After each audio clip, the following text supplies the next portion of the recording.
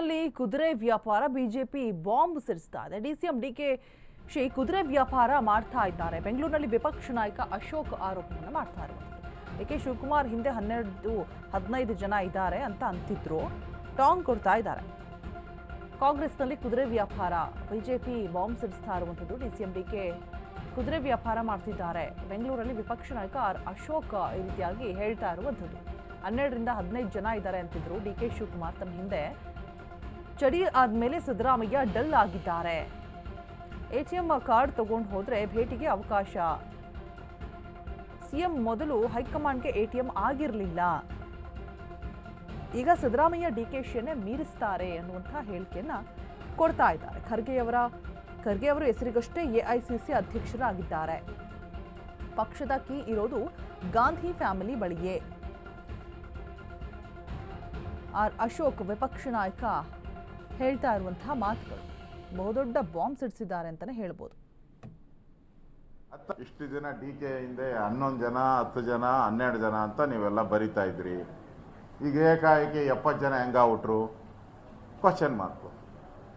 ನೀವೇ ಬರಿತಾ ಇದ್ರಿ ಡಿಕೆ ಹಿಂದೆ 11 ಜನ 12 ಜನ ಅಂತೇಳಿ.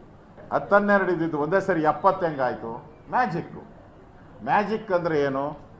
ಮ್ಯಾಜಿಕ್ ಮಾಡಬೇಕು ಅಂದರೆ ಏನೋ ಕೈ ಏನೋ ಕರಾಮತ್ ಬೇಕು. ಆ ಕರಾಮತ್ತೇ ಈ ಕೋಟಿ. ಇಷ್ಟು ದಿನ ಡಿಕೆ ಹಿಂದೆ 11 ಜನ 10 ಜನ 12 ಜನ ಅಂತ ನೀವೆಲ್ಲ ಬರಿತಾ ಇದ್ರಿ. ಈಗ ಏಕಾಏಕಿ 70 ಜನ ಹೆಂಗಾಗ್ಬಿಟ್ರು?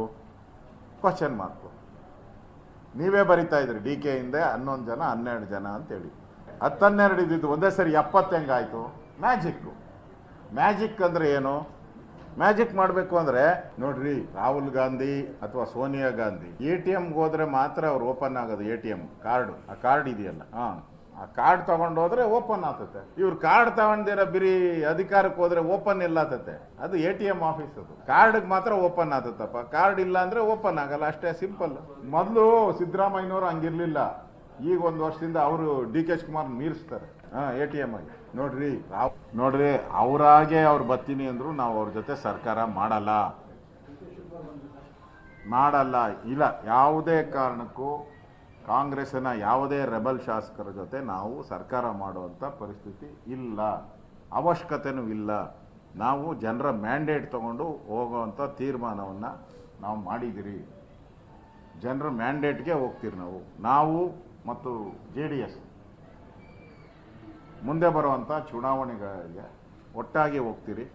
ಕರ್ನಾಟಕದಲ್ಲಿ 170 ಯಾವ ರೀತಿ ಬಿಹಾರದಲ್ಲಿ ಬಂತು, ಯಾವ ರೀತಿ ಆಂಧ್ರ ಪ್ರದೇಶದಲ್ಲಿ ಚುನಾವಣೆ ಆದಾಗ ಕಾಂಗ್ರೆಸ್ ಮುಕ್ತ ಕರ್ನಾಟಕ ಒಳ್ಳೆಯದು.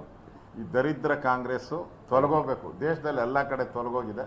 ಮೊನ್ನೆ ಬಿಹಾರದಲ್ಲಿ ಕೊಟ್ಟಿದ್ದಾರಲ್ಲ, ಆ ಥರ ಕರ್ನಾಟಕದಲ್ಲೂ ಒಂದು ಮ್ಯಾಂಡೇಟ್ ಕೊಡೋಕ್ಕೆ ಕಾಯ್ತಾ ಇದ್ದಾರೆ ಜನ.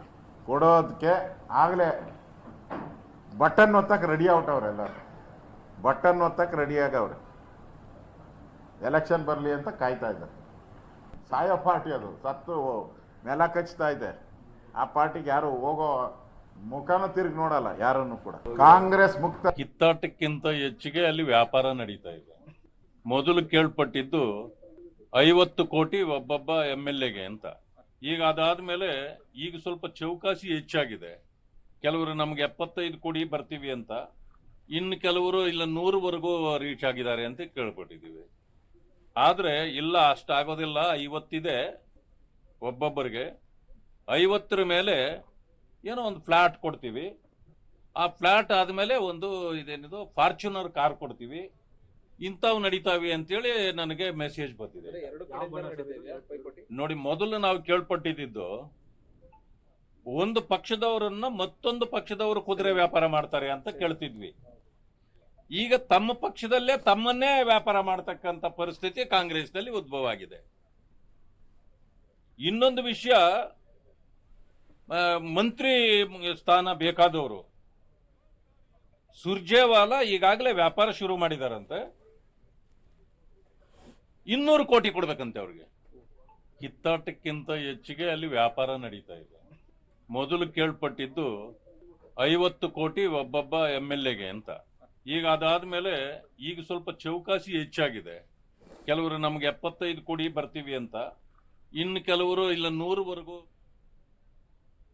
ಕಾಂಗ್ರೆಸ್ ಅಧಿಕಾರ ದಾಹದಿಂದ ಎಲ್ಲಾ ಕಡೆ ಸೋಲ್ತಾ ಇದೆ. ಮೈಸೂರಿನಲ್ಲಿ ಬಿಜೆಪಿ ಸಂಸದ ಬೊಮ್ಮಾಯಿ ಹೇಳಿಕೆಯನ್ನು ಕೊಟ್ಟಿದ್ದಾರೆ. ಇವರ ಅಧಿಕಾರ ದಾಹದಿಂದಾಗಿ ರೈತರು ಹಾಳಾಗ್ತಾ ಇದ್ದಾರೆ. ಮೊದಲ ಬಾರಿ ಆಡಳಿತ ನಡೆಸಿದ ಸಿದ್ದರಾಮಯ್ಯ ಅಲ್ಲ, ಆಗಿನ ಸಿದ್ದರಾಮಯ್ಯ ಬೇರೆ, ಈಗಿನ ಸಿದ್ದರಾಮಯ್ಯ ಬೇರೆ. ಸ್ವಜನ ಪಕ್ಷಪಾತ ಮತ್ತೆ ಭ್ರಷ್ಟಾಚಾರ ತುಂಬಿ ತುಳುಕ್ತಾ ಇದೆ. ಅಧಿಕಾರಕ್ಕಾಗಿ ಸ್ವಪಕ್ಷದಲ್ಲೇ ಕುದುರೆ ವ್ಯಾಪಾರ ನಡೀತಾ ಇದೆ. ಕಾಂಗ್ರೆಸ್ ಹೈಕಮಾಂಡ್ ನಿಂತಿರೋದು ಹಣದ ಮೇಲೆ. ಕಾಂಗ್ರೆಸ್ ಈಗ ಒಡೆದ ಮನೆಯಾಗಿದೆ ಅಂತ ಹೇಳಿ ಬೊಮ್ಮಾಯಿ ಹೇಳಿದ್ದಾರೆ. ಕಾಂಗ್ರೆಸ್ಸಿಗೆ ಇರುವಂಥ ಅಧಿಕಾರ ದಾಹ ಮತ್ತು ಇಡೀ ಭಾರತದಲ್ಲಿ ಎಲ್ಲ ಕಡೆ ಸೋಲು ಅನುಭವಿಸಿದ ಮೇಲೆ ಹೈಕಮಾಂಡ್ ಆಗಿ ಬಂದಿಲ್ಲ. ಹೀಗಾಗಿ ಈ ಅಧಿಕಾರ ದಾಹದ ಆಟ ಮುಂದುವರಿತದೆ. ಎಲ್ಲಿ ನಮಗೇನು ಚಿಂತೆ ಅಂದರೆ ಅಧಿಕಾರ ದಾಹದ ಆಟದಲ್ಲಿ ರಾಜ್ಯ ಹಾಳಾಗಿ ಹೋಗ್ತದಲ್ಲ, ರಾಜ್ಯ ಹಾಳಾಗಿ ಹೋಗುತ್ತೆ, ರೈತರು ಹಾಳಾಗ್ತಾ ಇದ್ದಾರೆ, ಜನಸಾಮಾನ್ಯ ಹಾಳಾಗ್ತಾ ಇದ್ದಾರೆ.